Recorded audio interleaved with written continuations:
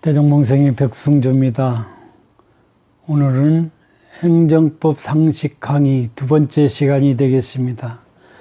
지난 시간에 행정의 특성을 중심으로 해서 말씀을 드렸습니다마는 부연해서 설명을 해보도록 하겠습니다.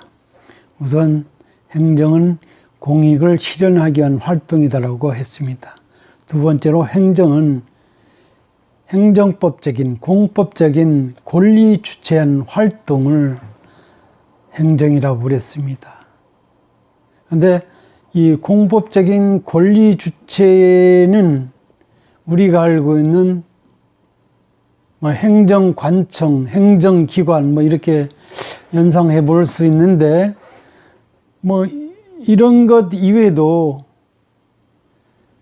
사인이나 사법인한테 이 행정 이 활동이 행해지는 그런 경우가 있는데 이것을 일종의 저희 공무수탁 사인이라 그러거든요.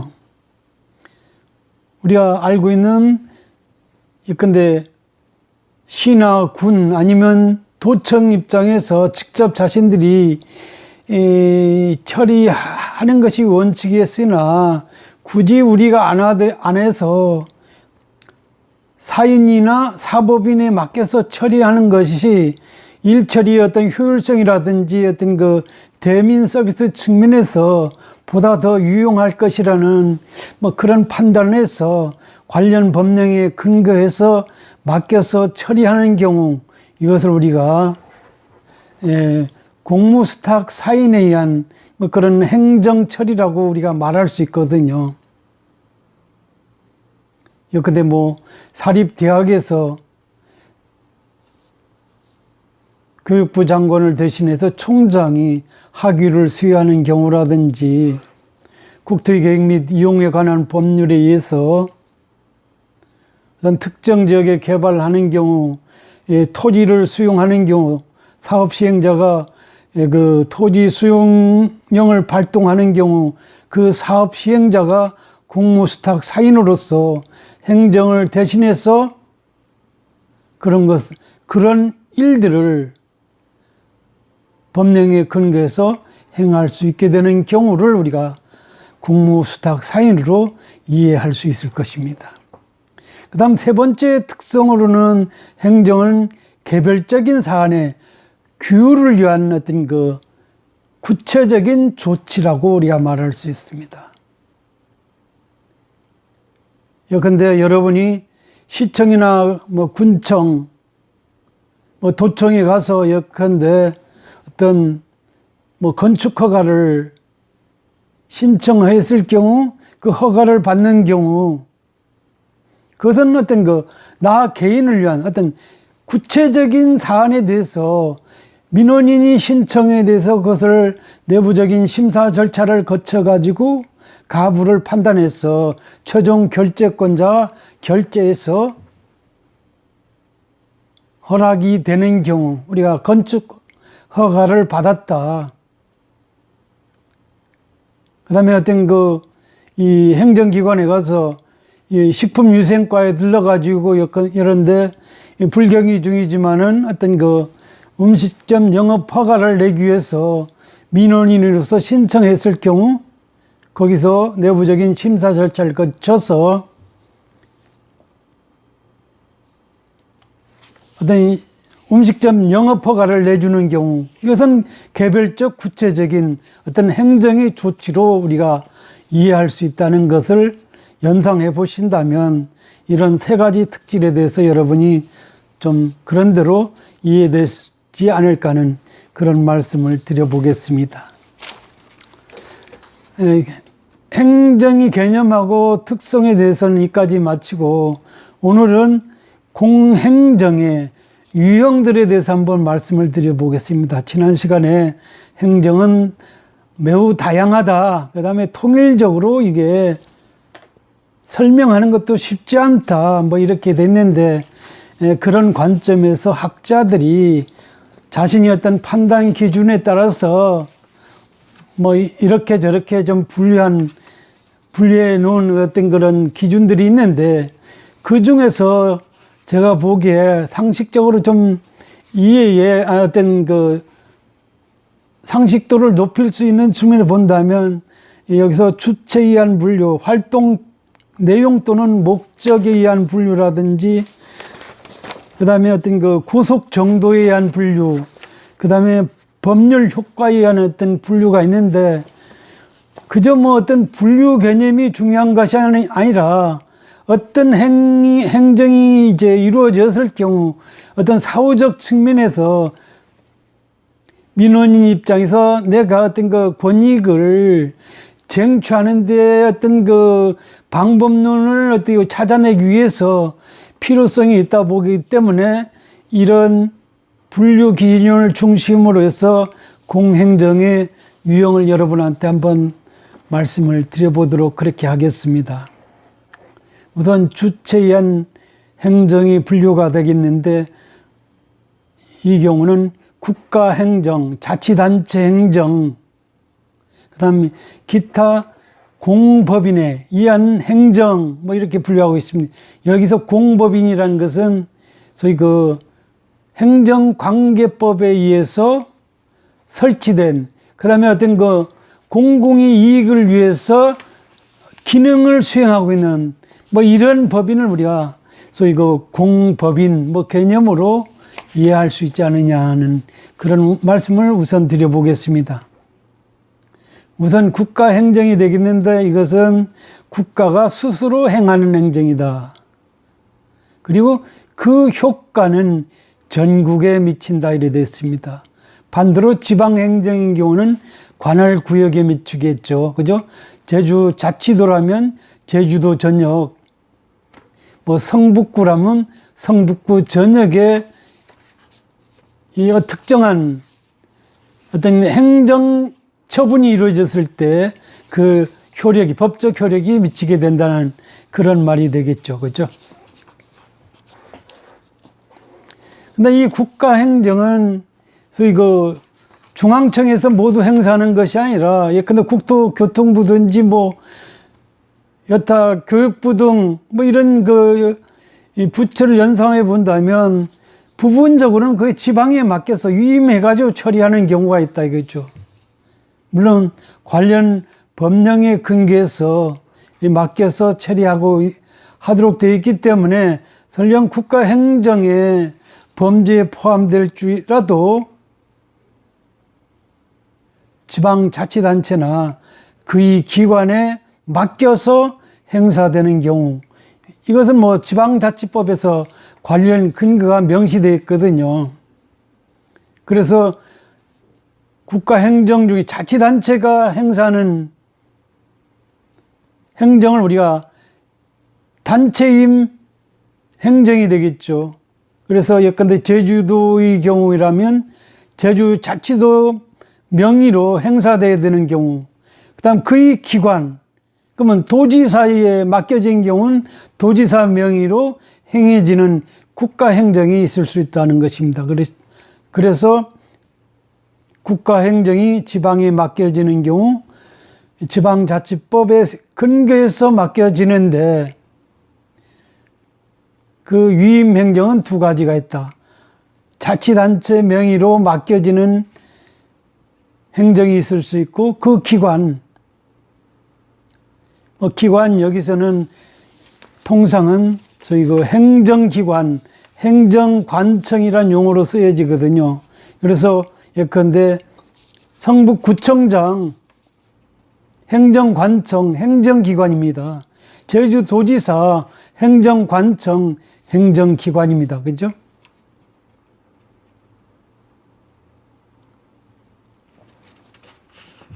그 다음에 두 번째는 자치단체 행정. 뭐, 우리가 17개 광역이 있고, 그 다음에 기초자치단체가 있고, 뭐, 있지 않습니까? 그죠? 그래서, 나름이 법령에 근거해서 아니면 조례에 근거해서 권한을 행사할 수 있다는 것이죠. 그죠? 이 자치행정은 수행 과정에서의 독립성이 있느냐 없느냐를 기준으로 해가지고 자치행정과 국가 또는 다른 자치단체의 위임에 의한 행정으로 두 가지로 분류할 수 있다 이거죠. 무슨 말이냐면 국가행정에서 지방에다 맡기는 경우 그것을 위임행정으로 부는 것이죠. 그죠? 이 자치행정은 자치단체가 자신이 책임하에서 수행하는 행정이다. 주로는 지방의회에서 제정된 조례에 근거해서 행해지는 행정이 주로 자치행정 범위에 포함될 수 있을 것입니다. 실무적으로는요. 그 다음에 국가 또는 다른 지방자치단체의 위임에 의한 행정 중에서 국가에 대해서는 조금 전에 말씀드렸고, 다른 자치단체의 위임은 또 이거 예컨대 기초자치단체의 경우 상위자치단체,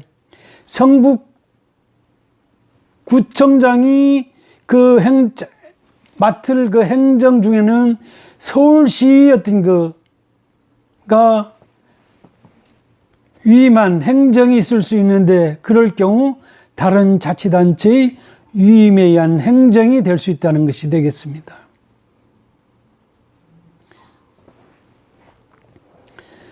그런데 특히 우리나라의 경우 지방 분권에 의해서 독립성이 상대적으로 선진 지방자치를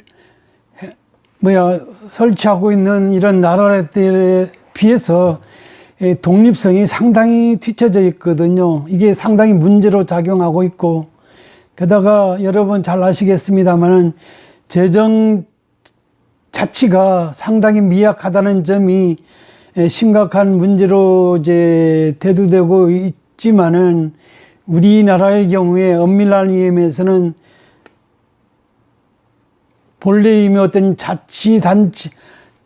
자치단체가 일반적으로 받아들여지는 것이 아니라 소위 중앙정부 휘하에서 지휘 감독되는 부분이 엄청 많거든요. 그래서 엄밀한 의미에서는 한국의 지방자치는 온전치 않다. 그저 형식적으로 지방자치단체를 시행한다 그러지 실질적 의미에 있어서는 중앙의 권한에 휘둘리고 있는 것이잖아요. 그죠? 우리가 4.15 총선에서 중앙정부 차원에서 표를 많이 얻기 위해서 각 지역마다 어떤 은혜적인 이런 공공개발 사업 공약 제시들을 드러내놓고 있는 것은 단적으로 한국의 지방자치가 정상적이지 않다. 준중앙 집권화된 지방자치가 현실적으로 이루어지고 있다는 것을 단적으로 보여주는 사례들이라는 점에서 앞으로 헌법이 개정되는 경우라면 본래의 의미, 서구의 어떤 지방자치 모델이 한국에도 그대로 통용이 돼서 지방자치단체 스스로 자신의 어떤 예산 편성을 통해서 좀 이렇게 지역 발전을 위해서 기능할 수 있는 시대가 좀 도래될 필요가 있어 보인다는 미래지향적 말씀도 알로서 여러분한테 드려보겠습니다. 그렇지만 현재는 엄격하게 지방자치법에 근거해서 지휘 감독을 받는 체제가 유지되고 있다는 것입니다. 그죠? 그래서 이 지방자치단체가 자신이 책임하에서 수행하는 행정일지라도 중앙행정기관, 여기 보면 지금 중앙부처 중에서 이 관련 부처의 지휘 감독을 받게 된다는 것입니다. 소위 적법하게 일처리가 제대로 됐는지 감사를 통해서 받게 된다는 것, 통제가 된다는 것입니다. 그 다음에 국가 또는 다른 자치단체의 위임 사무에 대해서는 적법하게 했는지 여부뿐만 아니라 목적에 부합하게 일처리가 되어 있는지에 대한 어떤 감독이 이루어질 수 있다는 것입니다. 그러면 기초자치단체의 경우는 국가의 적법성, 한목적적이냐 하는 감독 이외에 그 다음에 상위 지방자치단체에 의해서 위임된 사무를 처리하는 경우에는 상위 자치단체의 적법성 감독, 한목적성 감독까지도 받게 되는 뭐 그런 상황이 놓였다는 것이죠. 물론 그래서 일자리가 늘어나서 공무원으로 많이 직업을 가질 수 있는 여지는 있습니다만은 21세기적 관점에서 이런 것, 물론 일자리 늘어나서 좋을지 몰라도 주민의 이익, 관할 구역이 어떤 정상적 발전, 그 다음에 뭐 이런 것들을 연상해 본다면 상당히 문제가 있는 이런 어떤 감독이 이루어지고 있다는 점에서 이 부분도 차후에 헌법 개정에 입각해서 신중한 검토가 요구되지 않느냐는 그런 말씀을 여러분한테 드려보겠습니다. 셋째로 이제 기타 공법인 행정이 있는데, 예컨대 우리가 뭐 이것을 이 논의에서는 공공조합이라고 그러는데, 예컨대 도시개발관계법에서 도시개발사업조합 있잖아요. 그죠? 재개발조합이라든지 뭐 이런 것을 공공조합이라고 우리가 명명할 수 있습니다. 그 다음에 영조물법인이라고 하는데 국립대학이라든지 시립대학을 영조물법인이다 라는 용어를 쓰고 있습니다. 그 다음에 공적재단으로서 학술진흥재단 등에서 이루어지는 행정을 우리가 기타 공법인에 의한 행정이다 이래 되어 있습니다. 그래서 주최한 주체에 따른 행정은 국가행정이 있을 수 있고, 그 다음에 지방자치단체 행정이 있을 수 있는데, 지방자치 행정은 스스로의 어떤 자체행정과 위임받은 행정이 있을 수 있고, 그에 따라서 자신이 행정에 대해서는 중앙 정부로부터 적법성 여부만 감독을 받는데, 위임 행정에 대해서는 국가로부터 위임됐을 때는 적법성 감독 외에 한목적성 여부에 대한 감독이 이루어진다. 상위 자치단체로부터의 경우도 그런 감독이 이루어지는 그런 모순덩어리를 현 지방자치단체에 숨어져 있는 문제들이라고 여러분한테 말씀드릴 수 있을 것 같습니다. 그 다음 활동 내용 또는 목적에 따라서 이게 행정의 유형을 분류할 수 있는데, 우선 첫 번째가 질서 행정이 있을 수 있고, 급부, 무엇을 어떤 금전지급이라든지 특히 어떤 복지 행정이 최근에 많이 이제 부각되고 있는 측면에서 이런 급부 행정이 있을 수 있고, 그 다음에 어떤 재정 행정, 그 다음에 뭐 조달 행정, 그 다음에 요새는 도시계획 등과 관련해서 계획 행정, 뭐 이런 5가지로 이 활동 내용 또는 목적에 따라서 분류를 하고 있거든요. 뭐 이런 것들에서 중요한 것은 어떤 법리적으로 이 행정을 하는 데 있어서 이 전제되는 이런 것들을 우리가 알아야 되겠고, 사후적으로 민원인 입장에서 대처할 필요성에 의해서 이 부분에 있어서는 교재에서 학자들이 좀 심도 있는 논의들을 늘어놓고 있습니다. 뭐 그런 점을 다음 시간에 말씀드리도록 하고요. 오늘도 시간이 다 됐네요. 오늘 여기서 마치기로 하고 다음 시간에 뵙도록 하겠습니다. 감사합니다.